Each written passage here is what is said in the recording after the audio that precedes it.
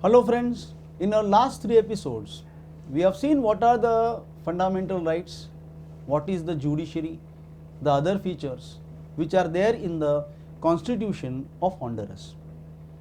Now when we see these 3 particular episodes and the things mentioned in that, certain features are really astonishing, like right to petition. Now right to petition is in the chapter of fundamental rights.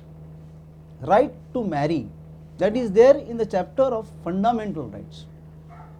Further it says that right to the reasonable standard of living, this is again in the fundamental rights.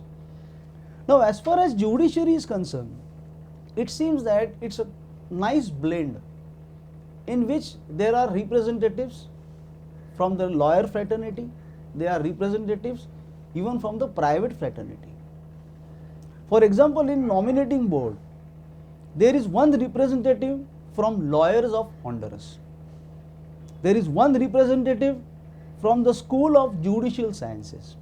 There is one representative from civil society. There is one representative from Confederation of Workers. So in a nominating body, it's actually the people, the representative of the various segments of the society are there. Along with that, Supreme Court has 7 alternate judges. Constitutional Chamber is comprised of 5 judges. If you see the other features, it can be clearly seen that the government is protecting the official language, that is Spanish.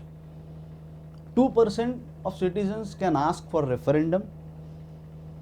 3,000 and more citizens can propose a law.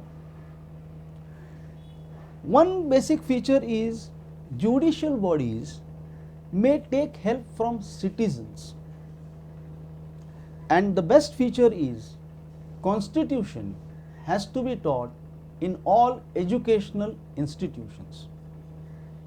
So friends, we hope that you would have enjoyed this particular episode of Glimpses of the Constitution of Honduras.